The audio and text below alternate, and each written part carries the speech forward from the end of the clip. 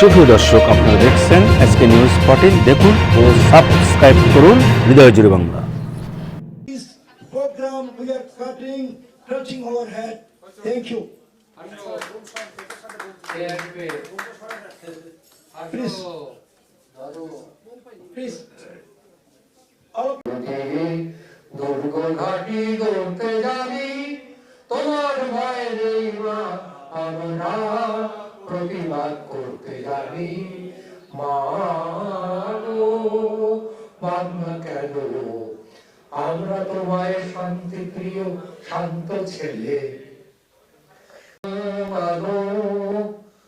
একবার এসো ফিরে, শুধু একবার চোখ মেলো এই গ্রাম নগরের ভিড়ে। এই সুকান্ত বিশ্বের দরবারে পৌঁছেছিল একটি দেশলাই কাঠি, তার কবিতা কি অসাধারণ। এটা হলো বোধন কবিতা, তাই না?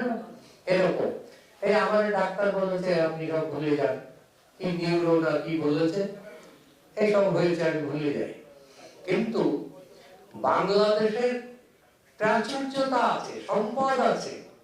আমি আপনাদের দুটো জায়গা দেখিয়ে দিচ্ছি কোথায় কোথায় সম্পদ আছে। মানুষ তো সম্পদ, কোনো সন্দেহ নেই, কিন্তু এই মানুষকে যেখান থেকে সম্পদ আহরণ করতে হবে। বাংলাদেশ দুটো মহাসমুদ্র জয় করেছে না, একটি মামলা করে, আর একটি বলেছে মামলার দরকার নেই, ওটা তোমাদের, তোমরা নিয়ে যাও। তাহলে আমরা দুটো সমুদ্র জয় করেছি। ওর নিচে কি আছে? আজকে যে জিনিসের জন্য বিদেশে আমরা ধর্ণা দেই, সেই জিনিস সব ওখানে প্রচুর। খনিজ, সোনা, হীরা, মণি, মাণিক্য, গ্যাস সবই আছে। কিন্তু আমাদের, I'm sorry to say, we don't have such technology to bring that from this deep sea of the ocean. আমি দুই একটা ইংরেজি বলি ফেলি, ভুল করি, কিন্তু মূল কথা হলো ওই মহাসাগর থেকে ওই মহা সম্পদ আমরা তুলতে পারি না। তার জন্য কি করতে হয়? আমাদের বিদেশের শরণাপন্ন হতে হয়। আমি রাজনীতি করি না, বুঝিও না, ও কঠিন জিনিস।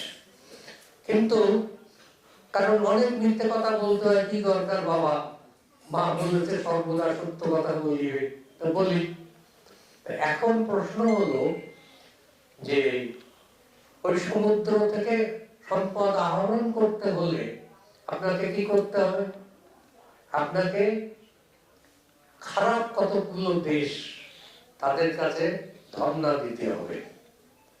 তারা এনে তারা শর্ত করে দেবে, এইটা করতে হবে, ওইটা করতে হবে, এটা করবো না, এটা করবো।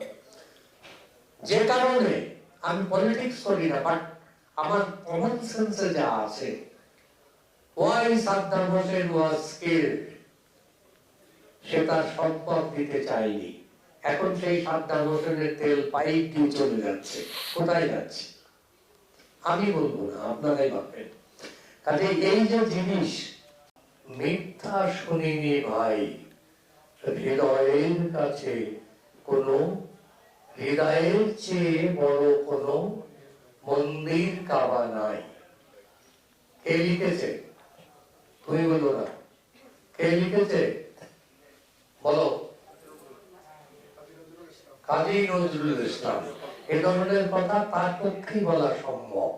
একজন অসাধারণ, অসাম্প্রদায়িক, অসাধারণ তেজি, অসাধারণ দেশপ্রেমিক একজন ব্যক্তি কাজী নজরুল ইসলাম। আমরা যে স্বাধীনতা যুদ্ধের সময়, তোমরা অনেকেই জানো যে আমি স্বাধীনতা যুদ্ধ করেছি, অধীনও বলেছি। স্বাধীনতা যুদ্ধ যখন করতে গিয়েছিলাম, তখন বাসায় বড় ভাইয়ের লাশ ছিল, আর ছোট ভাইয়ের লাশটা পথের মাঝখানে শুনলাম তার মোটর সাইকেলটা। প্রোগ্রামে আমি এসেছি, কেন এসেছি? অনেক সময় স্ত্রীর কথা অবহেলা করা যায়, কাজ আছে, কিন্তু প্রীতি শর্মন, যাকে বাংলা ভাষায় বলে নাছোড়বান্দা, এই নাছোড়বান্দার ইংরেজি জানি না বলে আমি ইংরেজিতে কথা বলছি না। আমি ইংরেজি জানি, ভালো ইংরেজি জানি, সবাই বলে।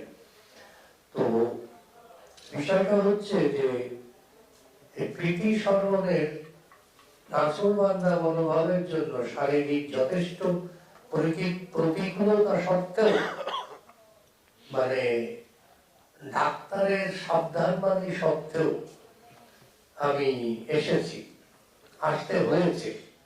কারণ হলো যে বিষয়টি খুব গুরুত্বপূর্ণ। আমি বক্তৃতা এখনো শুরু করিনি, কিন্তু আমাকে সময় দেওয়া হয়েছে। এটা হইল ভূমিকা। বক্তৃতার মধ্যে প্রথম লাইনটি হলো